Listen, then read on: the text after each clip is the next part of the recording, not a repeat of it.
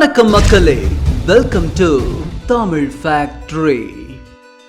இந்த உலகத்தோட வரலாறை எடுத்து பார்த்தோம்னா ரொம்பவே ரேப்பிடா வேகமா பரிணாமம் அடைந்த ஒரே உயிரினம் மனிதன் மட்டும்தான். இங்க புரியாத கேள்வி என்னன்னா, இந்த எவல்யூஷன் ரேஸ்ல மற்ற உயிரினங்கள் எல்லாத்தையும் ஓவர்டேக் அடிச்சு மனிதன் மட்டும் எப்படி பரிணாமத்துல ஒரு ஹை ஸ்பீஷியஸா உருவானான்னு என்னைக்காச்சும் நீங்க யோசிச்சிருக்கீங்களா? இந்த கேள்வி அடிப்படையா உருவாக காரணமே, மனிதன் உருவாகிறதுக்கு முன்னாடியே இந்த பூமியில எக்கச்சக்கமான உயிரினங்கள் உருவாகிடுச்சு. உதாரணத்துக்கு dinosaurs, woolly mammoth, saber-tooth cats, இப்படி அடுக்கிட்டே போகலாம். இமேஜின் ஒரு யானை ஏற்கலப்பைய பிடிச்சுக்கிட்டு பாட்டு பாடிக்கிட்டே நிலத்தை உழுதா எப்படி இருக்கும்? இந்த இடத்துல தான் பரிணாமம் அடைந்த மனிதர்களும் இந்த மிருகங்களும் வேறுபடுறாங்க. இங்க யாருக்கும் விடை தெரியாத அந்த பிரபஞ்ச ரகசியம் ஒன்னே ஒண்ணுதான். இயற்கையின் விதியில எல்லா உயிரினமும் சமம்தான். ஆனா மனிதன் மட்டும் அவனுக்கு முன்னாடி தோன்றிய உயிரினங்கள் செய்யாத விஷயங்களை எப்படி செஞ்சான்? எந்த உயிரினமும் ஒலிய வளைச்சு வார்த்தைகளை கட்டமைச்சு பேசல, ஆனா மனுஷன் அதை செஞ்சான். எந்த உயிரினமும் மற்ற உயிர்கள் கிட்ட இருந்து பாதுகாப்பா இருக்க வீடுகள் கட்டிக்கல, ஆனா மனுஷன் அதை செஞ்சான். எல்லாத்துக்கும் மேல தனக்கு தேவையான உணவை தானே உருவாக்கிக்கலாம்னு மனுஷன் தன்னிச்சையா யோசிச்சு தானே செயல்பட ஆரம்பிச்சான். இப்படி எந்த உயிரினமும் செய்யாத ஒரு விஷயம் மனிதன் யோசிக்க ஆரம்பிச்சது. கடந்த காலத்துல இருந்த எந்த உயிரினத்திற்கும் இல்லாத எபிலிட்டி, யோசிக்கும் திறன் மனுஷனுக்கு மட்டும் எப்படி வந்துச்சு? இந்த கேள்வியை அப்படியே வச்சுக்கிட்டு இப்போ இந்த பழங்கால பாறை சிற்பத்தை உன்னிப்பா பாருங்க. மனித ரூபத்துல மொத்தம் இங்க 3 உருவங்கள் இருக்கு. ஆனா எண்ணி பார்க்கும்போது இதுல மொத்தம் 4 பேர் இருக்கிறத உங்களால பார்க்க முடியும். உண்மை என்னன்னா, 4வதா அமர்ந்திருக்கிற இந்த ஜாயிண்ட் ஃபிகர் மனிதனே கிடையாது. இவங்களோட உருவ அமைப்புல உயர வித்தியாசத்தை பாருங்க. அமர்ந்திருக்கிற உருவத்தோட முட்டி அளவுக்கு தான் இந்த 3 மனிதர்களுடைய உயரம் இருக்கு. ஆவரேஜா இவங்க உயரத்தை 5 அடின்னு நாம எடுத்துக்கிட்டோம்னா, அமர்ந்திருக்கிற உருவம் எழுந்து நின்னா அதோடைய உயரம் 16-17 அடிக்கு இருக்கும். இப்போ கேள்வி என்னன்னா, மனிதர்களால வடிக்கப்பட்ட இந்த பாறை சிற்பத்துல மனிதர்களை விட 3 மடங்கு உயரம் கொண்ட இந்த ஜாயிண்ட் ஃபிகர் யாரு? மனிதர்களுக்கும் இந்த வினோதமான உருவத்திற்கும் என்ன தொடர்பு? இந்த கேள்விக்கும் நாம ஏற்கனவே கேட்ட கேள்வியான மனிதனுக்கு மட்டும் எப்படி யோசிக்கும் திறன் வந்துச்சு, இதற்கும் பெரும் தொடர்பு இருக்கு. இந்த 2 கேள்விக்கும் ஒரே பதில் தான், அதுவும் ஒரே வார்த்தை தான். அதுதான் அனுநாக்கி.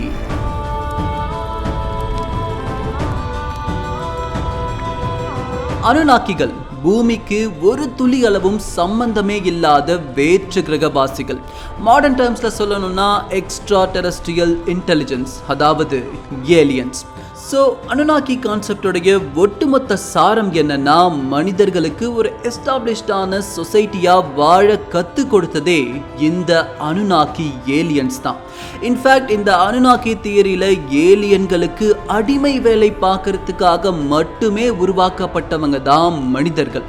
இப்படி மனிதர்களுக்கும் ஏலியன்களுக்கும் இடையே நெடுங்காலத்துக்கு முன்னாடி இருந்த தொடர்பை விவரிக்கும் சுவாரஸ்யமான கதை தான் அனுநாக்கி. அப்படிப்பட்ட மிஸ்டீரியஸான ஸ்டோரியை தான் இந்த பதிவில் நாம முழுசா பார்க்க போறோம். ஸோ எப்பவும் போல இந்த வீடியோ ரிலாக்ஸ்டா உட்கார்ந்து முழுசா பாருங்க. இது தமிழ் ஃபேக்டரியின் மிஸ்டீரியஸ் ஹிஸ்டரிஸ் உங்கள் வழியில்.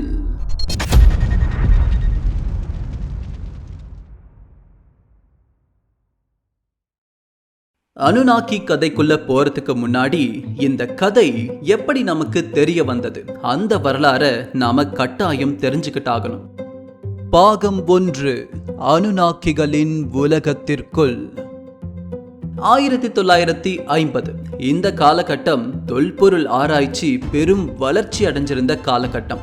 மனிதன் தன் கடந்த காலத்தின் ரகசியங்களை தேடுவதில் மிகவும் மும்முரமாயிருந்தான்.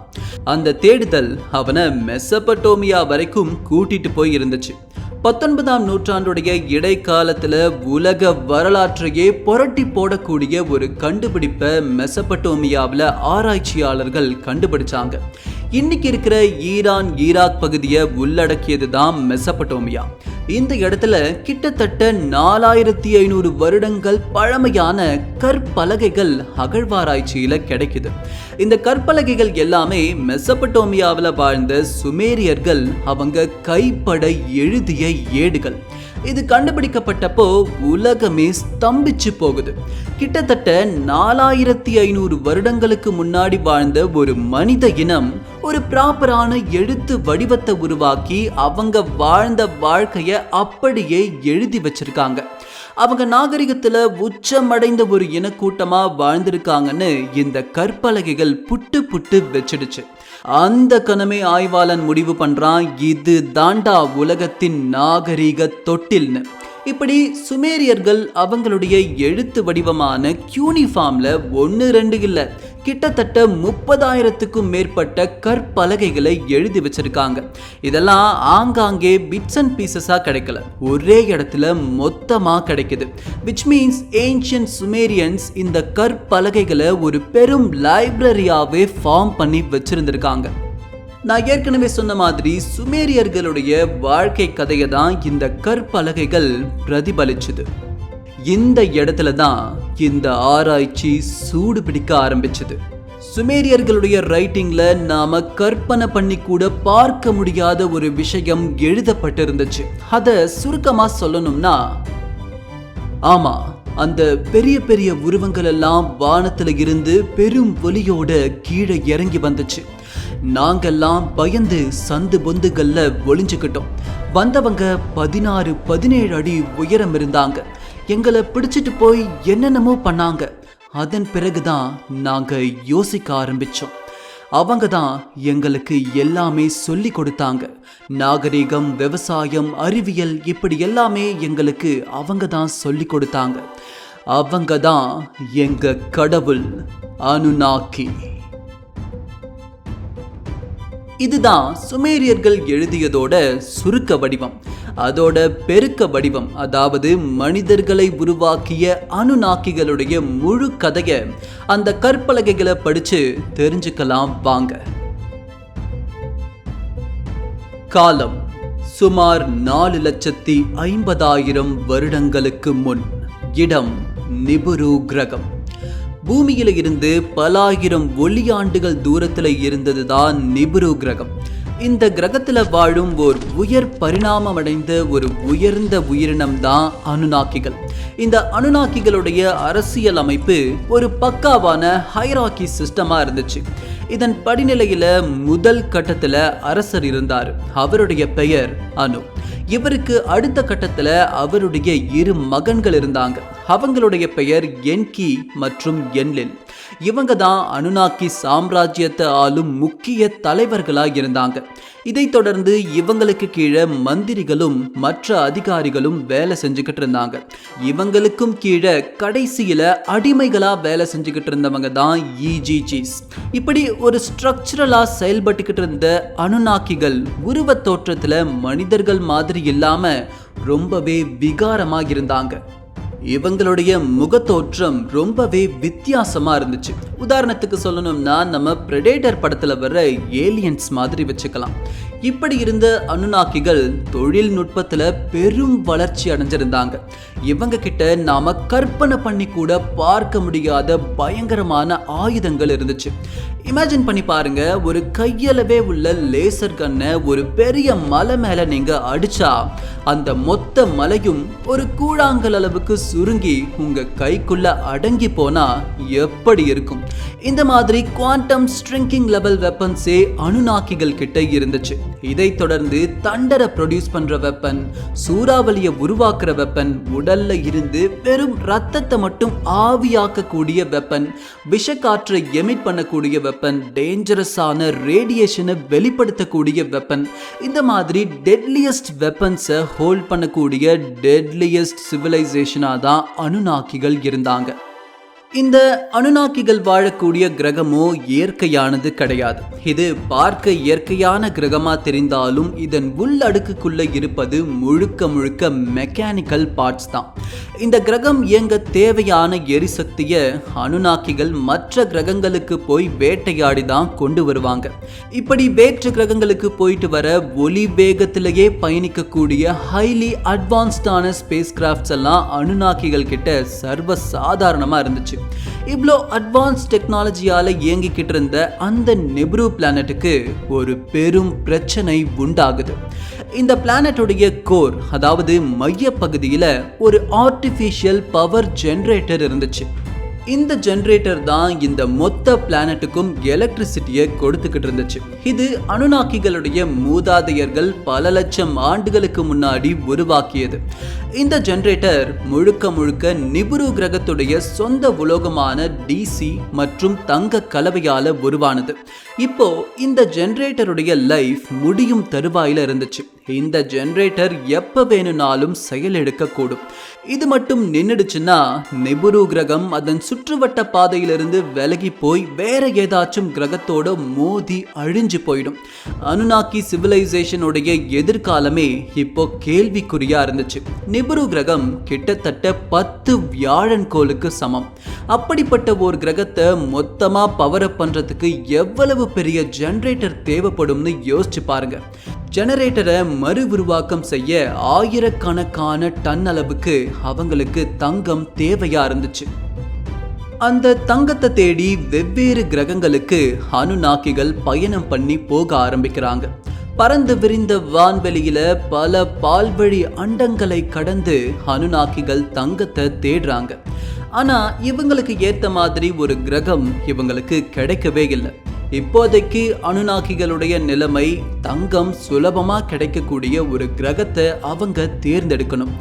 எஞ்சி இருக்கிற ஜெனரேட்டர் எனர்ஜியை வச்சு அவங்களால தங்கத்தை எக்ஸ்ட்ராக்ட் பண்ணி எடுக்க மட்டும்தான் முடியும். சப்போஸ் இவங்க தேர்ந்தெடுக்கிற கிரகத்துல இவங்கள மாதிரியே இன்னொரு அட்வான்ஸ்டான சிவிலைசேஷன் இருந்து அவங்க கிட்ட சண்டை போட்டு அந்த கிரகத்தை அடைஞ்சா இவங்க கிட்ட இருக்கிற மொத்த எனர்ஜியும் வார்லயே வீணா போயிடும்.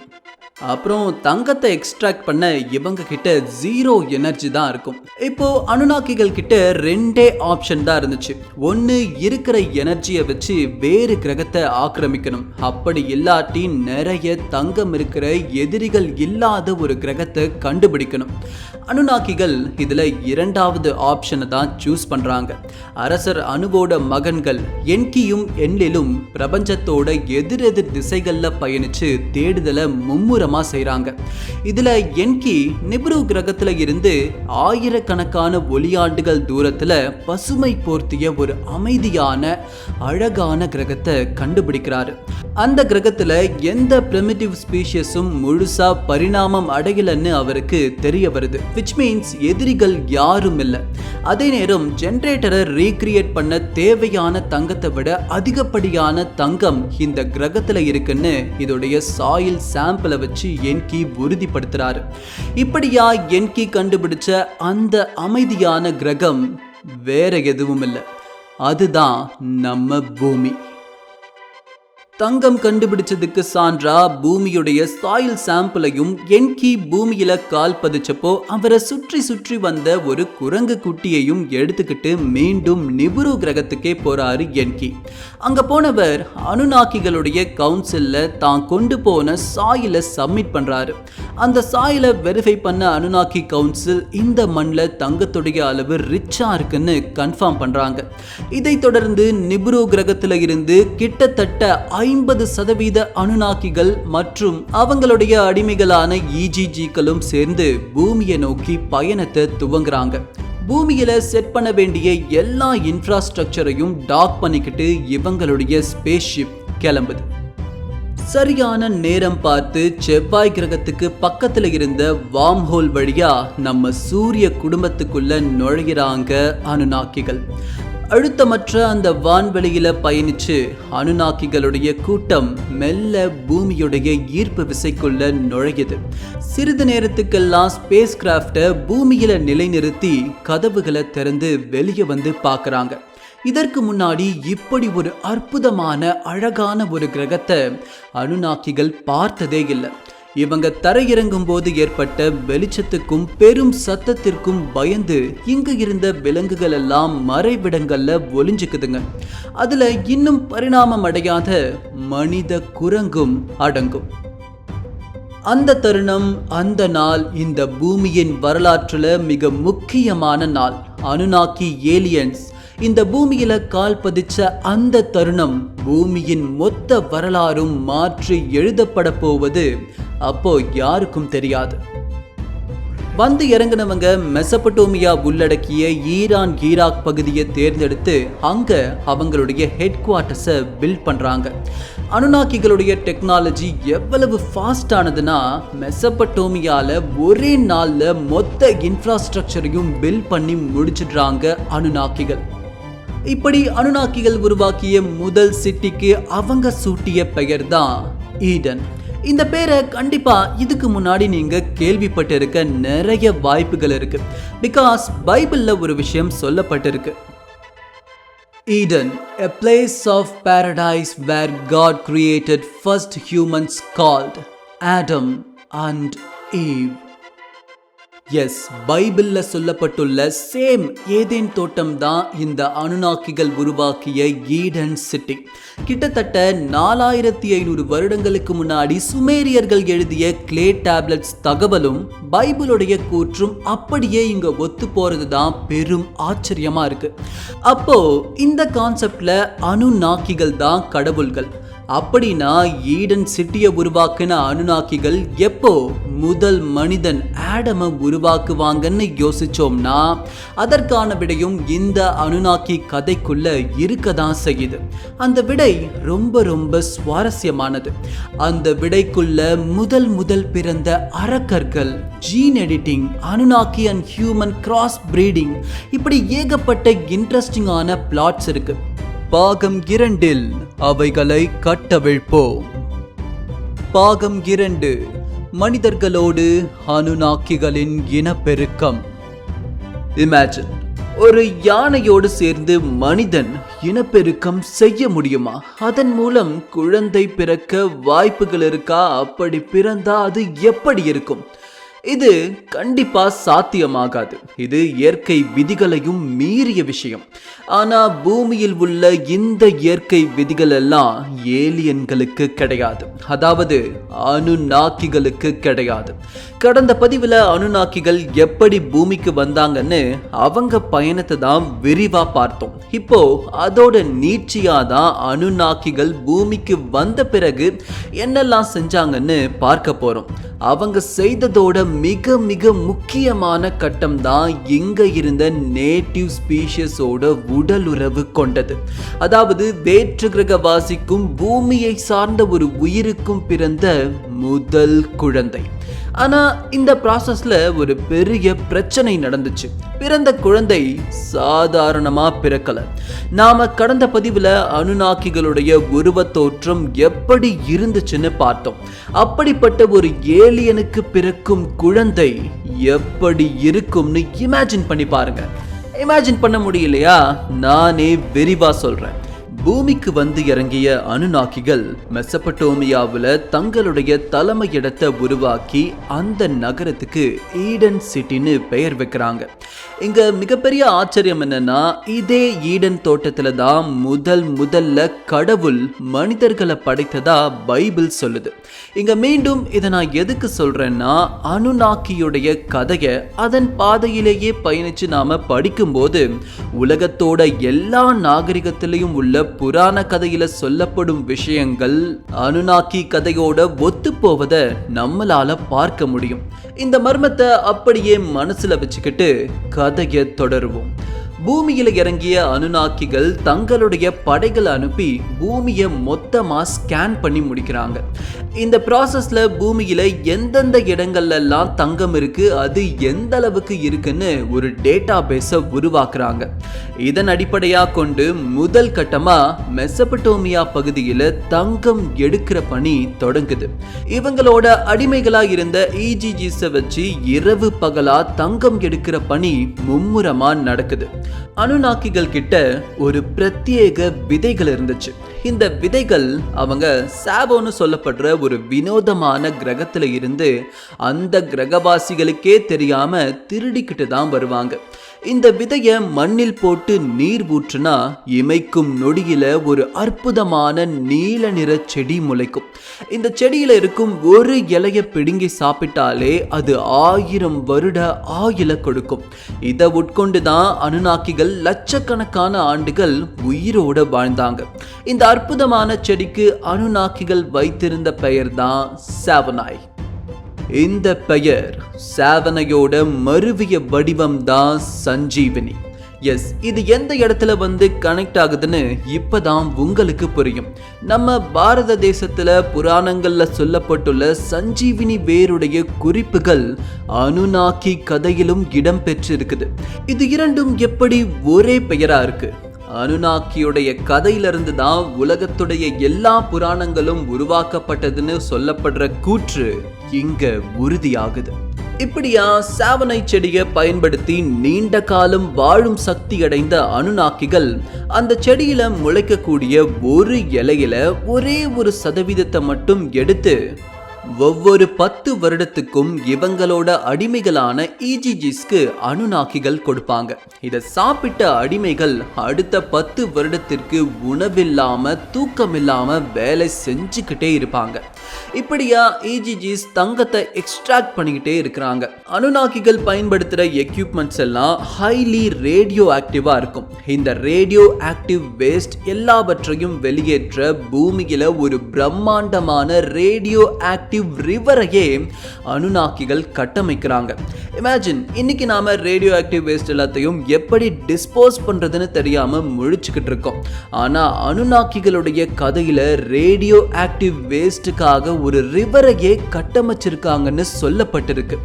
இது நெடுங்காலத்துக்கு முன்னாடி நடந்ததா சொல்லப்படுற இந்த சம்பவம் நம்ம கற்பனைக்கும் அப்பாற்பட்ட விஷயமா இருக்கு. இது மட்டுமில்ல, இப்படி கலெக்ட் ஆகிற கதிரியக்க கழிவுகளை அனுநாக்கிகள் தங்கத்தை எடுத்துக்கிட்டு போகும்போது கூடவே கொண்டு போய் கழிவுகளின் கிரகமான பீபாட் கிரகத்துல கொட்டிட்டு அதன் பிறகு தங்கத்தை நிபுரு கிரகத்துக்கு கொண்டு போயிருக்காங்க. இப்படியா பூமியில இருந்து கொண்டு செல்லப்படுற தங்கத்தை கொண்டு நிபுரு கிரகத்துல ஜெனரேட்டரை மறுஉருவாக்கம் செய்றாங்க. ஒரு பக்கம் ஜெனரேட்டர் வேலை நடக்குது. இதே மறுபக்கம் பூமியில என்ன நடக்குதுன்னா, அரசர் அனுவோட மகன்களான என்கிக்கும் என்லில்க்கும் மிகப்பெரிய கருத்து வேறுபாடு உண்டாகுது. என்லிலோட ஆதரவாளர்கள் என்ன பண்றாங்கன்னா, பூமியை சேர்ந்த நேட்டிவ் ஸ்பீஷியஸோட பிசிக்கல் ரிலேஷன்ஷிப்பை வச்சுக்கிறாங்க. இதன் மூலமா அனுநாக்கி ஏலியனுக்கும் பூமியை சார்ந்த ஒரு உயிரினத்திற்கும் ஒரு குழந்தை பிறக்குது. பிறந்த அந்த குழந்தையோ பிறந்த அந்த கணமே எழுந்து ஓட ஆரம்பிக்குது. அந்த குழந்தையோட உருவம் படு பயங்கரமா இருந்துச்சு. ஒற்றை கண், விகாரமான பற்கள், முதுகெல்லாம் கொம்புகள், கை கால்கள் எல்லாம் செதில்கள், வாய திறந்தா அப்படி ஒரு துர்நாற்றம். இப்படி பயங்கரமான தோற்றத்துல பிறந்த அந்த குழந்தை ஓடி போய் ஒரு புதருக்குள்ள ஒளிஞ்சுக்குது. அப்படியே அங்கேயே மறைஞ்சிருந்து மற்ற விலங்குகளை தாக்கி சாப்பிட ஆரம்பிக்குது. இந்த மாதிரி 1-2 இல்ல, ஆயிரக்கணக்கான குழந்தைகள் பிறக்குது. ஒன்னொன்னும் உருவத்துல வித்தியாசமா இருந்துச்சு. சிலதுக்கு 3 தலைகள், சிலதுக்கு எண்ணிலடங்கா வாய்கள், இப்படி அடுக்கிட்டே போகலாம். இவைகளை அனுநாக்கிகள் அரக்கர்கள்னு அழைச்சாங்க. நம்ம புராணங்கள்ல சொல்லப்பட்டுள்ள அரக்கர்கள் எல்லாம் இப்படிதான் பிறந்தாங்கன்னு அனுநாக்கி கதை சொல்லுது. இந்த மாதிரி அனுநாக்கிகள் செய்த தவறான காரியத்தால பிறந்த அரக்கர்கள் எல்லாம் பூமியில வாழக்கூடிய நேட்டிவ் ஸ்பீஷிஸ்க்கு பெரிய த்ரெட்டா மாறுறாங்க. இது என்லிலோட சகோதரரான என்கிக்கு சுத்தமா பிடிக்கல. இது பூமியோட ஈகோசிஸ்டமையே குலைத்திடும்னு உணர்ந்த என்கி என்லில் கூட பெரிய சண்டைக்கே போறாரு. இவங்க சண்டையை தடுத்து நிறுத்திய அரசர் அனு பூமியின் ஆட்சி பகுதியை இரண்டா பிரிச்சு ஒரு பகுதியை என்கிக்கும் வேறு பகுதியை என்லில்க்கும் கொடுக்கிறாரு. இப்படியா இவங்க பிரச்சனை தீர்த்து வைக்கப்பட்ட சமயத்துல தான் இன்னொரு பிரச்சனை பூதாகரமா வளருது. இவங்களுக்கு அடிமையா வேலை செஞ்சுக்கிட்டு இருந்த ஈஜிஜிஸ் 30,000 வருடங்கள் வேலை செய்த பிறகு சோர்ந்து போறாங்க. இனிமே எங்களால வேலை செய்ய முடியாது, பூமியோட அடி ஆழத்துக்கு போக போக அதோடைய வெப்பத்தை எங்களால தாங்கவே முடியலன்னு போராட்டம் பண்றாங்க. இங்க அடிப்படையிலேயே அணுநாக்கிகளால பெரிதளவு வெப்பத்தை தாங்க முடியாது. அவங்க இனத்தை சார்ந்த இந்த ஈஜிஜிஸும் அப்படிதான். லட்சக்கணக்கான வருடம் வாழும் அணுநாக்கி தலைவர்களால கூட அந்த ஆழத்துக்கு போக முடியாது. இயற்கையாவே அவங்க டிஎன்ஏவில் இருந்த குறைபாடு அது. இந்த பிரச்சனையை சரி செய்யறதுக்காக அணுநாக்கி கவுன்சிலுடைய கூட்டம் அமைக்கப்படுது. இந்த கவுன்சில்ல என்கி என்ன சொல்றாருன்னா, ஆப்பிரிக்க பகுதிகளில் ஒரு சில பிரிமிட்டிவ் ஸ்பீஷிஸ் இருக்காங்க. அவங்கள அடிமையா வச்சு சின்ன சின்ன வேலைகளை நான் செஞ்சுக்கிட்டு இருக்கேன். அவங்களுக்கு போதுமான அறிவுத்திறனும் இல்லை. அவங்கள சரியான அறிவுத்திறனோட நாம உருவாக்குனா நாம சொல்லக்கூடிய வேலைகளை செய்யக்கூடிய சரியான அடிமைகளா அவங்க இருப்பாங்க. அவங்கள வச்சு நாம சுலபமா வேலையை வாங்கிக்கலான்னு என்கி சொல்றாரு. மேலும் அவங்கள ஈஜிஜிஸ் மாதிரி இல்லாம கொஞ்சம் பலம் பொருந்தியவங்களா உருவாக்குனா இந்த பிரிமிட்டிவ் ஸ்பீஷிஸால எவ்வளவு அடி ஆழத்திலையும் வெப்பத்தை தாங்க முடியும். ஆனா இதுக்கு என்லில் மறுப்பு தெரிவிக்கிறாரு. இப்படி ஒரு விஷயத்த செய்தா அது அணுநாக்கிகளுக்கு தான் பெரும் ஆபத்தா முடியும்னு சொல்றாரு. இருந்தும் அணுநாக்கி கவுன்சில் என்கி பக்கம் தான் நிக்கிறாங்க. இதுக்கப்புறம் தான் இந்த கதை மேலும் சுவாரஸ்யமாகுது. இவங்க அறிவூட்டணும்னு முடிவு செய்த அந்த உயிரினம் வேற எதுவும் கிடையாது. அது பரிணாமம் அடையாத மனித குரங்கு தான். என்கி என்ன பண்றாருன்னா, அவருடைய மனைவி நினர்சா கிட்ட போய் இந்த மாதிரி ஒரு ஸ்பீஷியஸை உருவாக்கணும்னு சொல்றாரு. நினர்சாக் அணுநாக்கி சமூகத்துல ஒரு பெரிய சயின்டிஸ்டா இருந்தாங்க. நினர்சாக் மனித குரங்குகளுடைய ஸ்பெர்மை கலெக்ட் பண்ணி அதை பெண் அணுநாக்கியுடைய கரு முட்டைக்குள்ள செலுத்தி கருவுற செஞ்சு அந்த ஓவமை கொண்டு போய் வேற ஒரு மனித குரங்கோட கருப்பையில வச்சு ஒரு குழந்தைய உருவாக்குறாங்க. அப்படி பிறந்த முதல் குழந்தை தாயுடைய வயிற்றை கிழிச்சுதான் வெளியே வந்திருக்கு. வெளியே வந்து சிறிது நேரத்திலேயே அந்த குழந்தை இறந்தும் போகுது. இப்படி முதல் முயற்சியே ஃபெயிலியராக அடுத்த கட்டமா அணுநாக்கி டிஎன்ஏ ஸ்ட்ரக்சர்ல சில மாற்றங்களை நினர்சாக் செய்றாங்க. ஜீன் எடிட்டிங்ல அணுநாக்கியுடைய உருவ தோற்றங்களை மாற்றி அமைக்கிறாங்க. அணுநாக்கிகளுடைய உடல் பலம் மற்றும் அணுநாக்கிகளுடைய யோசிக்கும் திறன் இது மட்டும்தான் அந்த டிஎன்ஏல இருந்துச்சு. இப்படி மாற்றம் செய்யப்பட்ட டிஎன்ஏ மூலமா ஒரு அணுநாக்கியை உருவாக்கி அந்த அணுநாக்கி ஏலியனுடைய விந்தணுவை பயன்படுத்தி இதே ப்ராசஸை ரிவர்ஸ்ல பண்றாங்க. இந்த முறை குழந்தைய பெத்தெடுத்தது ஒரு அணுநாக்கி பெண். பிறந்த குழந்தை அவ்வளவு நேர்த்தியா அவ்வளவு பர்ஃபெக்டா இருந்துச்சு. இப்படியா பல குழந்தைகளை உருவாக்குறாங்க. இந்த முறையில உருவான குழந்தைகளுக்கு அவங்க சூட்டிய கேட்டகரி நேம் தான் ஆடமோ. இந்த பெயரையும் நாம கேள்விப்பட்டுதான் இருக்கோம். எஸ், பைபிள்ல சொல்லப்பட்டுள்ளது படி கடவுள் உருவாக்கிய முதல் மனிதனுடைய பெயரும் ஆடம் தான். அகைன் இந்த கோயின்சிடன்ஸ்லாம் நம்மள பிரமிப்புல ஆழ்த்திக்கிட்டு தான் இருக்கு. சரி, கதையை தொடருவோம். இப்படி உருவான ஆடம்க்கு பேரலா இன்னொரு மனித இனத்தையும் அணுநாக்கிகள் வடிவமைக்கிறாங்க. அவங்க டெஸ்ட் டியூப் ஃபார்மேட்ல இல்லாம டைரக்டா அணுநாக்கிகள் மூலமா ரீப்ரொடக்ஷன் செய்யப்படுறாங்க. இந்த வகையில பிறந்த குழந்தைகள் நெஃபிம்னு அழைக்கப்பட்டாங்க. சோ அணுநாக்கிகள் கான்செப்ட் படி உலகத்துல மனிதர்கள் தோன்றியது இப்படிதான். என்னதான் இவங்க அறிவார்ந்த மனிதர்களா படைக்கப்பட்டு இருந்தாலும் பலாயிரக்கணக்கான வருடங்களா இவங்க மற்ற அச்சுறுத்தும் விலங்குகள் கிட்ட இருந்து அஞ்சி நடுங்கி பதுங்கி தான் வாழ்ந்திருக்காங்க. அந்த குணம் இவங்க புது பரிணாமம் அடைந்த பிறகும் மாறவே இல்லை. இவங்களை ட்ரெயின் பண்றதுக்காகவே அணுநாக்கிகள் இவங்க பார்த்து பயப்படாத விலங்குகளுடைய மாஸ்கை அப்படியே செஞ்சு போட்டுக்கிறாங்க. நீங்க நல்லா கவனிச்சிங்கன்னா ஒரு சில கலாச்சாரங்கள்ல கடவுள் தோற்றங்கள் மனித உடலும் மிருக தலையும் கொண்டதா இருக்கும். உதாரணத்துக்கு எகிப்து நாகரிகத்துல பார்த்தோம்னா பெண் உடலும் பூனை தலையும் கொண்ட கடவுளை உங்களால பார்க்க முடியும். அதே மாதிரி மனித உடலும் ஓநாய் தலையும் கொண்ட தெய்வமும் இருக்கு. இந்த மாதிரி கடவுள் நம்பிக்கைகள் எல்லாம் கூட முகமூடி அணிந்த அனுநாக்கிகளுடைய கதையை தான் விவரிக்கிறதா சொல்லப்படுது. இப்படி தங்களுடைய உருவத்தை மாத்திக்கிற அனுநாக்கிகள் மனிதர்களுக்கு எல்லாத்தையுமே சொல்லி கொடுக்கறாங்க. மனிதர்கள்ல பெஸ்டா இருந்த கொஞ்சம் பேரை சூஸ் பண்ணி அவங்களுக்கு இன்னும் அதிகமான விஷயத்தை சொல்லி கொடுத்து அவங்கள அனுநாக்கிகளுக்கும் மனிதர்களுக்கும் இடையே ஒரு கம்யூனிகேட்டரா பயன்படுத்திக்கிறாங்க. இப்படி பயன்படுத்தப்பட்டவங்க தான் அரசர்கள்னு அழைக்கப்பட்டாங்க. இப்படிதான் மனித சமுதாயத்துல தலைவன் அரசன்னு ஒரு சிஸ்டமே உருவாச்சு. இதன் பிறகு மனிதர்கள் சுயமா வாழ எல்லாமே கற்றுத்தரப்படுது. விவசாயம், அறிவியல், நாகரிகம் இப்படி எல்லாத்தையும் மனிதர்களுக்கு கற்றுக் கொடுக்கறாங்க அனுநாக்கிகள். அவங்கள வச்சு தங்கத்தை எடுக்கிற வேலையும் துவங்கப்படுது. மனிதர்கள் எடுக்கும் தங்கம் மூலமா கொஞ்சம் கொஞ்சமா நிபுரு கிரகத்துல ஜெனரேட்டர் உருவாகிக்கிட்டே வந்துச்சு.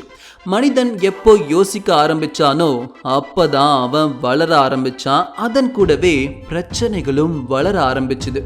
அனுநாக்கிகள் மனிதர்களுக்கு கொடுத்த முதல் இன்ஸ்ட்ரக்ஷனே ஓவர் பாப்புலேஷன் ஆகக்கூடாது.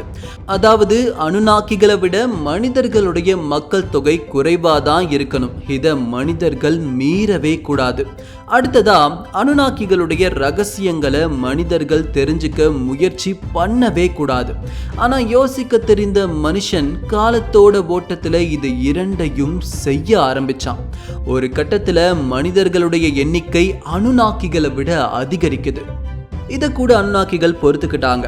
ஆனா அனுநாக்கிகள் நீண்ட காலம் வாழும் ரகசியத்தை மனிதர்கள் தெரிஞ்சுக்க முற்பட்டதை தான் அவங்களால பொறுத்துக்கவே முடியல. இந்த தருணம் மீண்டும் அனுநாக்கிகளுடைய கவுன்சில் கூடுது.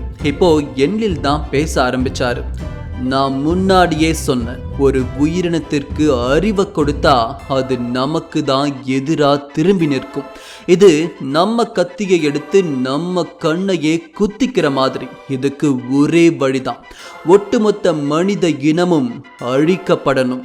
ஒரு சுவடு கூட மிஞ்சக்கூடாது அப்படின்னு எண்ணில் சொல்ல இதை என்கி மறுக்கிறாரு. இது அவங்களுடைய கிரகம். கடந்த பல ஆயிரம் வருடங்களா நம்மளுடைய தேவைக்காக தான் அவங்கள பயன்படுத்திக்கிட்டோம். இப்போ ஜெனரேட்டருடைய வேலையும் 99% முடிஞ்சு போச்சு. இந்த தருணம் மனிதர்களை அழிக்கிறது நியாயமே இல்லை அப்படின்னு என்கி சொல்றாரு. இவங்க என்னதான் பேசினாலும் கவுன்சில் எடுக்கிறது தான் முடிவு. அனுநாக்கியுடைய கவுன்சில் எண்ணில் பக்கம் தான் சாகுது. பூமியில மனிதர்களை மொத்தமா அழிச்சிட்டு மறுபடியும் முதல்ல இருந்து தொடங்கலாம்னு அனுநாக்கிகள் நினைக்கிறாங்க. நினைப்பை செயல்படுத்த ஆரம்பிச்சாரு என்லில். வான்வெளியில அழிந்து கைவிடப்பட்ட ஒரு கிரகத்தை இழுத்துட்டு வந்து பூமியுடைய ஈர்ப்பு வளையத்துக்குள்ள நுழைக்கிறாரு. நுழைஞ்ச அந்த கிரகம் ஈர்ப்பு விசையால வேகம் அதிகரிச்சு உடஞ்சு கடைசியில ஒரு பெரிய எரிக்கல்லா மாறுது. அட்லாஸ்ட் அது கடல்ல விழுந்த தருணம் ஒரு பெரிய கடல்கோள் உண்டாகுது. அந்த கடல்கோள் மனிதன் வாழ்ந்த அந்த முதல் நிலப்பரப்ப மொத்தமா கடல்ல மூழ்கடிக்குது. மனித இனமும் மொத்தமா அழிஞ்சு போகுது. அப்படிதான் அனுநாக்கிகள் நினைச்சாங்க. ஆனா கதையில இங்க தான் மிகப்பெரிய ட்விஸ்டே.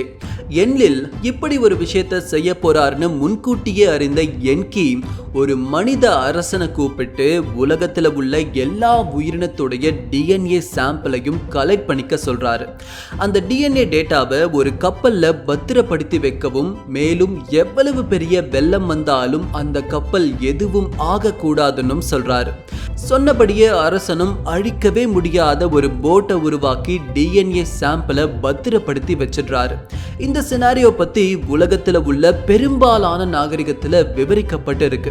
கடந்த காலத்துல உலகத்துல மிகப்பெரிய கடல்கோள் ஏற்பட்டதா பைபிள் சொல்லிருக்கு. நோவா உலகத்துல உள்ள எல்லா ஜோடி உயிரினங்களையும் கப்பல்ல ஏத்திக்கிட்டு போனாருன்னு பைபிள் சொல்லுது. சீன கலாச்சாரத்திலையும் இதே ஃபார்மட்ல ஒரு கதை இருக்குது. ஏன் நம்ம கலாச்சாரத்தையே எடுத்துப்போம். வடிவேல் எரிந்த வான்பகை பொறாது பக்ருளியாற்றுடன் பன்மலை எடுக்கத்து குமரி கோடும் கொடுங்கடல் கொல்ல.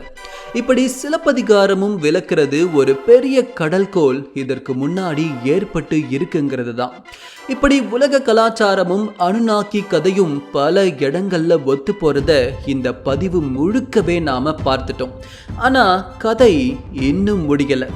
என்லில் வெள்ளத்தை உண்டாக்குனப்போ என்கி மறைமுகமா என்ன பண்றாருன்னா, இவங்க வேஸ்ட் மேனேஜ்மெண்ட்டுக்காக உருவாக்கி வச்சிருந்த ரேடியேஷன் ரிவர்ல அனுநாக்கிகளுடைய மொத்த எக்யூப்மெண்ட்டையும் தள்ளி விட்டுறாரு. அவங்க டெக்னாலஜி மொத்தமும் அங்க நாசமா போகுது.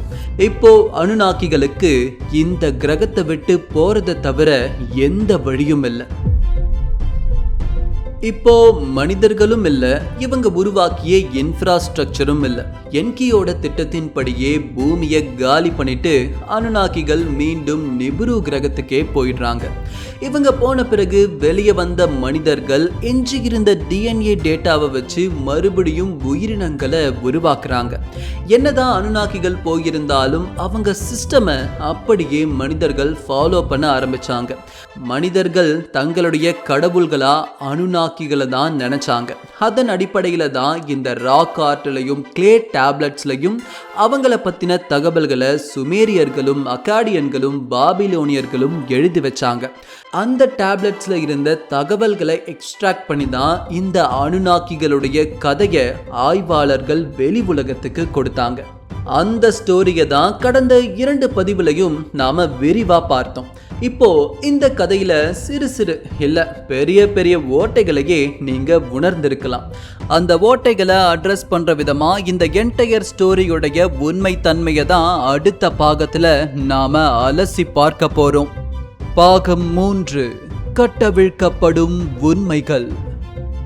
என்னைக்காச்சும் ஒரு நாள் நம்ம கையில தினமும் புழங்குற காசு எப்படி உருவாச்சுன்னு நீங்க யோசிச்சிருக்கீங்களா? பணம் அப்படிங்கிறது ஒரு பொய் தான். அது முழுக்க முழுக்க மனித நம்பிக்கையால கட்டமைக்கப்பட்ட ஒரு கற்பனையான விஷயம். உதாரணத்துக்கு ஒரு A4 சைஸ் பேப்பர் எடுத்துப்போம். இதை வெறும் பேப்பர்னு நீங்க நம்பினா அது சாதாரண காகிதம் தான். இதுவே இந்த பேப்பருக்கு மதிப்பு இருக்குன்னு நீங்க நம்புனீங்கன்னா அதுதான் பணம். இதை நீங்க நம்பினா மட்டும் போதாது, ஒட்டுமொத்த மனித சமுதாயமே பணத்துக்கு மதிப்பு இருக்குன்னு நம்பும் போதுதான் இந்த பணம் பொய் அப்படிங்கிற சாயல்ல இருந்து நிஜம் அப்படிங்கிற இடத்துக்கு வருது. இதே கான்செப்ட் அனுநாக்கிகளுக்கும் பொருந்தும். சொல்ல போனால் இதுதான் அனுநாக்கியே. இந்த பிரபஞ்சம் ஒரு பெரிய மணல் திட்டு மாதிரி. அந்த மணல் திட்டுல இருக்கிற ஒரு சின்ன ஒரே ஒரு துகள் தான் நம்ம பூமி. அந்த துகளை கோடிக்கணக்கான கூறாக்கி அதுல ஒரு கூரை எடுத்து பார்த்தோம்னா அதுதான் மனிதனா இருப்பான். இந்த பிரபஞ்சம் அப்படிங்கிற மணல் திட்டுல இது பூமியோட கதை. அந்த மணல் திட்டுல பூமி மாதிரியே கோடிக்கணக்கான கிரகங்கள் இருக்கு. அதுல ஏதாச்சும் ஒரு கிரகத்துல நம்மள மாதிரியே அறிவார்ந்த ஒரு உயிரினம் ஏன் வாழக்கூடாது? இதற்கான பாசிபிலிட்டிஸ் 100% இருக்கு. இப்போ இந்த பதிவை பார்த்துக்கிட்டு இருக்கிற எல்லாருடைய மனசுலையும் ஆமால கண்டிப்பா இதுக்கு வாய்ப்பு இருக்குன்னு தோணும். நான் முன்னாடி சொன்ன மாதிரியே தான், ஒட்டுமொத்த மனித இனமும் ஒரு விஷயத்தை நம்புதுன்னா அது உண்மையாகும். இப்போ ஏலியன்கள் இருக்குன்னு நாம அங்கீகரிக்கிறோம். அப்படிப்பட்ட ஏலியன்ஸ் ஏன் பூமிக்கு வந்திருக்க கூடாது? ஏன் அவங்க நம்மளை விட அட்வான்ஸ்டான சிவிலைசேஷனா இருந்திருக்க கூடாது? இந்த கேள்விதான் அனுநாக்கி அப்படிங்கிற கற்பனை கதை உருவாக அடிப்படை காரணமே. பதிவோட முன்னோட்டத்திலேயே எல்லாருடைய மனசுலையும் நான் பதிய வைக்க வேண்டிய மிக முக்கியமான விஷயம் இதுதான். அனுநாக்கி கதை ஒரு கற்பனை கதை. ஆனா அதோடைய அடிப்படை சாரத்துல பல உண்மைகள் புதைஞ்சிருக்கு. அந்த உண்மை வேற எதுவும் இல்லை, மனிதன் தன்னை போலவே ஒரு உயிரினம், அதாவது ஒரு வேற்று கிரக உயிரினத்தை வான்வெளியில தேட முயற்சிக்கிறது தான் அந்த உண்மை. அப்போ நீங்க கேட்கலாம், கடந்த 2 பதிவா நீங்க சொன்ன அனுநாக்கி கதையெல்லாம் பொய்யான்னு. உண்மையை சொல்ல போனா அது என்னுடைய கதை கிடையாது, அது ஒரு தனி மனிதனுடைய கதை. அந்த கதை உருவான இடம் தி 12th பிளானட் அப்படிங்கிற ஒரு புத்தகம். இந்த புத்தகம் வாயிலாதான் அனுநாக்கிகளுடைய கதை உலகத்துக்கே தெரிய வந்தது. ஆனா இந்த புத்தகத்துல பல முரண்கள் இருக்கு, பல பிழைகள் இருக்கு, பல நம்பத்தகாத விஷயங்கள் இருக்கு. அதெல்லாம் என்ன? உண்மையான அனுநாக்கியுடைய கதை என்ன? இதன் பின்னிருக்கும் உண்மைகள் என்ன? இப்படி எல்லாத்தையும் தான் இந்த புத்தகத்தில் இருக்கிற மேற்கோள்களை ஆராய்ந்து நாம அறிந்து கொள்ள போகிறோம். மனித சமுதாயத்துல ஏலியன்களை பற்றின புரிதலையே மாற்றி அமைத்த ஒரு புத்தகம்னா அது இந்த 12th பிளானட் தான். 1976 தான் இந்த புத்தகம் வெளியே வந்தது. இது வெளிவந்த பிறகுதான் மனித நாகரிகத்தை ஏன் ஏலியன்கள் கட்டமைச்சு மனிதர்களுக்கு அறிவியலையும் விவசாயத்தையும் சொல்லி கொடுத்திருக்க கூடாதுன்னு ஒரு பெரிய ஹைபோதசிஸே உருவாகுது. இந்த புத்தகம் வெளிவந்த பிறகுதான் ஹாலிவுட்ல இந்த மாதிரி கான்செப்ட்ல பிரெடேட்டர் படங்கள் எல்லாம் வெளிவர ஆரம்பிச்சது. இந்த புத்தகத்துல அப்படி என்ன சொல்லப்பட்டிருந்ததுன்னு கேட்டீங்கன்னா அதை தான் கடந்த 2 பதிவா அனுநாக்கியுடைய கதையா நாம பார்த்திருந்தோம். இதை எழுதியவருடைய பெயர் ஜக்காரியா சிச்சின். ஜக்காரியாவுடைய புரிதல் என்னன்னா, சுமேரியர்கள் அவர்களுடைய கிளே டேப்லெட்ஸ்ல குறிப்பிட்ட அனைத்துமே வானில் இருந்து பூமிக்கு வந்து இறங்கிய ஏலியன்களை பற்றி தான். அதன் அடிப்படையில தான் இந்த புத்தகத்துல அனுநாக்கியுடைய கதை இதுதான்னு எழுதி வச்சிருந்தாரு ஜக்காரியா. ஆனா இவர் புரிஞ்சுக்கிட்டது வேற, சுமேரியர்கள் கிளே டேப்லெட்ஸ்ல எழுதி வச்சிருந்தது முற்றிலுமா வேற. உதாரணத்துக்கு இந்த குறிப்பிட்ட கிளே டேப்லெட்டை பாருங்க. ஆய்வாளர்கள் மெசபடோமியாவில் கிடைச்ச கிளே டேப்லெட்ஸ் எல்லாத்தையும் வகைப்படுத்தும் போது இந்த குறிப்பிட்ட டேப்லெட்டுக்கு VA243 அப்படின்னு பெயர் வச்சிருந்தாங்க. இந்த குறிப்பிட்ட டேப்லெட்ல 3 அனுநாக்கி கடவுள்கள் இருக்கிறத நம்மளால பார்க்க முடியுது. அவங்க கையில எல்லாம் வித்தியாசமான ஏதேதோ விஷயங்கள் இருப்பதையும் நம்மளால நோட்டீஸ் பண்ண முடியுது. ஆனா இதுல இருக்கிற ஒரு ஸ்ட்ரேஞ்சான விஷயம் என்னன்னா, நின்னுக்கிட்டு இருக்கிற இந்த 2 அனுநாக்கிகளுக்கு இடையில பார்த்தீங்கன்னா ஒரு நட்சத்திர கூட்டம் இருக்கு. இந்த நட்சத்திர கூட்டம் எல்லாம் ஏதோ ஒரு பெரிய விஷயத்தை சுற்றி வர மாதிரி இது அமைக்கப்பட்டு இருக்கு. இது வேற எதுவும் இல்லை, இது நம்ம சூரிய குடும்பம் தானும் அதை சுற்றியுள்ள கிரகங்கள் தானும் ஜக்காரியா சொல்றாரு. மேலும் இதுல உள்ள கிரகங்களை எண்ணி பார்த்தோம்னா அதுல மொத்தம் 12 கணக்கா வரும். இதுல 11 கிரகம் நம்ம சோலார் சிஸ்டம் சார்ந்ததுன்னும் 12வது மர்மமான கிரகம் தான் அனுநாக்கிகளுடைய நிபுரு கிரகம்னும் ஜக்காரியா கிளைம் பண்றாரு. அந்த குறிப்பிட்ட 12வது கிரகம் சில ஆயிரம் ஆண்டுகளுக்கு ஒரு முறை பூமிக்கு மிக நெருக்கத்துக்கு வரும்னும், அப்படி அது வரும்போதுதான் அனுநாக்கிகள் பூமிக்குள்ள நுழைஞ்சாங்கன்னும் ஜக்காரியா இந்த 12th பிளானட் புத்தகத்துல குறிப்பிட்டிருக்காரு. இவர் இந்த புத்தகத்துக்கு 12வது கிரகம்னு பெயர் சூட்டினதுக்கும் இதுதான் முக்கியமான காரணம். இது எந்த அளவுக்கு உண்மைன்னு நாம தெரிஞ்சுக்க சுமேரியர்களுடைய சிம்பிள்ஸ், அதாவது குறியீடுகளை நாம அலசி பார்க்கணும். சுமேரியர்கள் சூரியனை குறிக்க இந்த குறியீடு தான் பயன்படுத்தி இருக்காங்க. இதுல ஒரு பெரிய வட்டமும் அதற்கு மையத்துல ஒரு சிறிய வட்டமும், அந்த வட்டத்தை சுற்றி 4 முக்கோணங்களும், இந்த முக்கோணங்களுக்கு இடையில வளைவுகளும் இருக்கும். இதுதான் சுமேரியர்கள் சூரியனை குறிக்க பயன்படுத்திய குறியீடு. அடுத்ததா நட்சத்திரத்தை குறிக்க அதே மாதிரி ஒரு வட்டம், அதற்குள்ள சிறிய வட்டம், அந்த வட்டத்தை சுற்றி கூர்மையான நிறைய முக்கோணங்கள். இப்படி போட்டா சுமேரியர்கள் எழுத்து வடிவத்துல இது நட்சத்திரத்தை குறிக்கும். மேலும் நிலவை குறிக்க இவங்க பிறை நிலா வடிவத்தை பயன்படுத்தி இருக்காங்க. இப்போ இந்த VA243 டேப்லெட்ல பார்த்தோம்னா அங்க சுற்றி இருக்கிற புள்ளிகளுக்கு இடையே இருப்பது சூரியன் கிடையாது, அது நட்சத்திரத்துக்கான குறியீடு.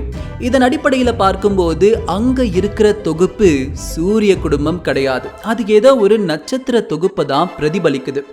மேலும் ஜக்காரியா இந்த டேப்லெட்டை பத்தி விவரிக்கும் போது இதுல இருக்கிற எழுத்து வடிவங்களுடைய அர்த்தம் வானில் இருந்து பூமிக்கு இறங்கி வந்த கடவுள்களை தான் குறிக்குதுன்னு சொன்னாரு. ஆனா சுமேரிய மொழியியல் ஆய்வாளர்கள் என்ன சொல்றாங்கன்னா, உன்னுடைய வேலைக்காரன் அவங்களுடைய வேலைக்காரன், இதுதான் இந்த எழுத்துக்களுக்கான அர்த்தம்னு ஆய்வாளர்கள் சொல்லியிருக்காங்க. இதுல இருந்து 2 விஷயம் தெளிவாகுது. ஜக்காரியா அவர்களுக்கு சுமேரியர்களுடைய குறியீடு அர்த்தங்களும் தெரியல, சுமேரியர்களுடைய மொழியின் அர்த்தங்களும் புரியல. அப்படி இருக்கிற ஒரு நபர் இதுதான் அனுநாக்கிகளுடைய கதைன்னு ஒரு புத்தகத்தை வெளியிட்டு இருக்காருன்னா அது எந்த எந்த அளவுக்கு உண்மைத்தன்மை கொண்ட புத்தகமா இருக்கும்னு நீங்களே முடிவு பண்ணுங்க. இந்த மாதிரி ஏகப்பட்ட அர்த்தங்களை இவர் தவறா மொழிபெயர்த்து இந்த புத்தகத்தை எழுதியது நிறைய இடங்கள்ல அப்பட்டமா தெரியுது. இதற்கடுத்து மிக முக்கியமான விஷயம் என்னன்னா, ஜக்காரியா சொன்ன இந்த ஒட்டுமொத்த கதையுடைய அடிப்படையான விஷயமே தங்கத்தை தேடி கடவுள்கள், அதாவது அனுநாக்கிகள் பூமிக்கு வருவதுதான். ஆனா உண்மை என்னன்னா, தங்கம் அப்படிங்கிற கான்செப்ட் சுமேரியர்களுடைய கிளே டேப்லெட்ஸ்ல கிடையவே கிடையாது. அப்படி ஒரு வார்த்தையை அவங்க எங்கேயுமே மென்ஷன் பண்ண கூட இல்லை. மெசபடோமியாவில் கிடைச்ச ஒரு குறிப்பிட்ட 7 களிமண் பலகைகளுடைய தொகுப்புகள் இருக்கு. இதை ஆய்வாளர்கள் தி 7 டேப்லெட்ஸ் ஆஃப் கிரியேஷன் அப்படின்னு சொல்றாங்க. அதாவது சுமேரியர்களுடைய நம்பிக்கைகள் படி இந்த உலகம் எப்படி உருவாச்சுங்கிற ரகசியம் இந்த டேப்லெட்ல தான் அவங்க எழுதி வச்சிருந்திருக்காங்க. இந்த குரூப் ஆஃப் டேப்லெட்ஸை ஆய்வாளர்கள் எனுமா எலிசா அப்படின்னு அழைப்பதுண்டு. இதுல கடவுளுடைய வேலையா என்ன சொல்லப்பட்டிருக்குன்னா, நீர்ப்பாசனம், விவசாயம், குளம் அமைப்பது, ஏரி அமைப்பது, மண்ணை பண்படுத்துவது, இதெல்லாம் தான் கடவுளுடைய பணிகளா சொல்லப்பட்டிருக்கு. இந்த பணிகளை தான் கடவுள் மனிதர்களுக்கு கொடுத்ததா இந்த டேப்லெட்ஸ் விவரிக்குது. ஆனா ஜக்காரியா என்ன சொல்லியிருந்தாரு? கடவுள், அதாவது அனுநாக்கிகள் தங்கத்தை எடுப்பதற்காக தான் பூமிக்கு வந்தாங்கன்னும் அவங்களுடைய வேலையே தங்கம் எடுக்கிறது தான்னும் ஜக்காரியா சொல்லியிருந்தாரு. அப்போ இவர் சொன்ன இந்த தங்கம் எடுக்கிற கான்செப்டும் ஒரு கற்பனை தான். மேலும் இந்த டேப்லெட்ஸை மேற்கோள் காட்டி ஜக்காரியா என்ன சொன்னாருன்னா, நினர்சாக் அப்படிங்கிற அனுநாக்கி பெண் அறிவியலாளர் தான் ஹோமோ எரெக்டஸ்ல இருந்து டைரக்டா அறிவார்ந்த மனிதர்கள், அதாவது ஹோமோ செப்பியன்ஸை படைச்சாங்கன்னு சொல்லி இருந்தாரு. இதற்கு ஜீன் எடிட்டிங் டெக்னாலஜியையும் அவங்க பயன்படுத்தி இருந்தாங்கன்னு சொல்லியிருந்தாரு. பட் ஆக்சுவலா இந்த டேப்லெட் ஆஃப் கிரியேஷன் என்ன சொல்லுதுன்னா, நினர்சாக் அப்படிங்கிற பெண் தெய்வம் 7 குறைபாடு உள்ள மனிதர்களை படைத்தாங்களாம். நாம ஏற்கனவே பார்த்த என்கி ஒரே ஒரு குறைபாடு உள்ள மனிதனை படைச்சாராம். இந்த மாதிரி குறைபாடுகள் உள்ள மனிதர்களுக்கு என்ன மாதிரியான வேலைகளை கடவுள்கள் கொடுத்தாங்கன்னும் இந்த களிமண் பலகைகள்ல சுமேரியர்கள் எழுதியிருக்காங்க. இப்போ கேள்வி என்னன்னா, பர்ஃபெக்டான ஒரு ஹியூமனா முதல் மனிதன் ஆடமை அனுநாக்கிகள் உருவாக்கியதா ஜக்காரியா சொல்லி இருந்தாரு. ஆனா குறைபாடு உள்ள மனிதர்களை தான் கடவுள்கள் படைத்தார்கள் என்று இந்த கற்பலகைகளுடைய தகவல்கள் நமக்கு சொல்லுது. சோ இந்த மாதிரி 1-2 இல்ல, இவர் தவறா சொன்ன ஏகப்பட்ட விஷயங்களை கல்வெட்டுல வேற மாதிரி சுமேரியர்கள் எழுதி வச்சிருக்காங்க. இதெல்லாம் வச்சு பார்க்கும்போது ஜக்காரியா அவருக்கு புரியாத விஷயங்கள் எல்லாத்தையும் அவருடைய கற்பனையால பூர்த்தி செஞ்சிருக்காருன்னு தெளிவா புரியுது. இப்போ நிறைய பேருக்கு கொஞ்சம் டிசப்பாயின்மெண்ட்டாகவே இருக்கும், என்னால் புரிஞ்சுக்க முடியுது. ஆனால் உண்மை இதுதான். கொஞ்ச நாளைக்கு முன்னாடி ஒரு சின்ன பொண்ணு நாசாவுக்கு கடிதம் எழுதி, இந்த மாதிரி அனுநாக்கிகள் பற்றி எனக்கு பயமா இருக்கு, அப்படி ஒருத்தங்க இருக்காங்களா, நிபுரு கிரகம் இருக்கான்னு கேட்டாங்க. அதுக்கு நாசா என்ன சொன்னாங்கன்னா, சின்ன பொண்ணு, இந்த மாதிரி சொல்லப்பட்ட பிளானட் எக்ஸ் அல்லது அந்த கற்பனை கிரகம் அல்லது அந்த 12th பிளானட் அல்லது அந்த நிபுரு கிரகம்னு ஒன்று இல்லவே இல்லை. இது வரைக்கும் அப்படி ஒன்றை நாசா கண்டுபிடிக்கவே இல்லை. இது நினச்சி நீ பயப்படாத, நாங்கள் எப்பவும் உன் கூட இருக்கோம் அப்படின்னு விண்வெளி ஆய்வில் உச்சத்தை தொட்ட நாசாவே சொல்லிட்டாங்க. ஸோ அறிவியல் ரீதியாகவும் இப்படி ஒரு பிளானட் இருக்குங்கிறது நிரூபணம் ஆகலை. இங்க நாம உன்னிப்பா கவனிச்சோம்னா ஜக்காரியாவுக்கு மெசபடோமியா மொழியை பத்தின ஒரு புரிதலும் கிடையாது. அதை பத்தி அவர் படிக்கவும் கிடையாது. அவர் அந்த மொழியியல் ஆய்வாளரும் கிடையாது. இந்த 12வது கோல் புத்தகம் வெளிவந்த பிறகு, இது பெரும் பிரபலமான பிறகு, உண்மையான சுமேரிய மொழியியல் ஆய்வாளர்கள் ஜக்காரியாவுடைய மொழியியல் அறிவை திறனாய்வு படுத்த நேரடி மொழியியல் வாதத்துக்கே இவரை அழைச்சாங்க. ஆனா ஜக்காரியா என்ன பண்ணாருன்னா, கருமேகம் மறைத்த கானகம் போல் அமைதி மட்டும்தான் இந்த அழைப்புக்கு அவருடைய பதிலா இருந்துச்சு. சுலபமா சொல்லணும்னா, சுமேரிய இதிகாசத்தை தன் கற்பனைக்கு ஏத்த மாதிரி வளைத்து ஜக்காரியா ஒரு சுவாரஸ்யமான கற்பனை கதையையே உருவாக்கிட்டாரு. சுமேரிய இதிகாசத்தை எடுத்துக்கிட்டோம்னா, அதுல வானத்தின் கடவுளாய் இருந்தவர் தான் அனு, பூமியின் பெண் தெய்வமாக இருந்தவங்க தான் நாக்கி. இவங்க இருவரும் இணைந்த அந்த இதிகாச உலகத்திற்கு சூட்டப்பட்ட கதையின் பெயர் தான் அனு நாக்கி. இதன் பிறகு இவங்களுக்கு பிறந்த குழந்தைகள் தான் என்கியும் என்லிலும். இதை தொடர்ந்து அந்த கதைக்குள்ள கடவுள்களா நிறைய கதாபாத்திரங்கள் இருக்கு. முடிஞ்சா இன்னொரு பதிவுல சுமேரிய இதிகாசத்தை மட்டுமே மையப்படுத்தி அதோடைய கதையை விரிவா நாம பார்க்கலாம். நான் முன்னாடி சொன்ன மாதிரியே தான் அனுநாக்கி ஏலியனுடைய கதை ஒரு கற்பனை கதை. அது ஜக்காரியா சிச்சின் எனப்படும் கற்பனையாளரால் உருவாக்கப்பட்ட கதை. அந்த கதையை தான் கடந்த 2 பதிவா நாம பார்த்தோம். மேலும் அந்த கதையில் அவர் சேர்த்து எழுதிய விஷயங்கள் உலகத்தில் இருக்கிற புராண கதைகளோடு ஒன்றிணைந்து போவது மாதிரியாக அவர் கட்டமைத்து வடிவமைத்து எழுதியிருந்தார். அதனால்தான் இது உலக மக்களிடம் பெருவாரியாக நம்பகத்தன்மையை பெற்றது. இதுதான் இந்த அனுநாக்கி கதையின் பின்னிருக்கும் உண்மையான விடயம். கடந்த 2 பாகங்களுமே ஜக்காரியாவுடைய கதை. அத கதையா மட்டும் பாருங்க. இந்த 3வது பதிவு தான் அனுநாக்கியுடைய உண்மைத்தன்மை. இதை மனதில் பதிய வைத்துக் கொள்ளுங்கள்.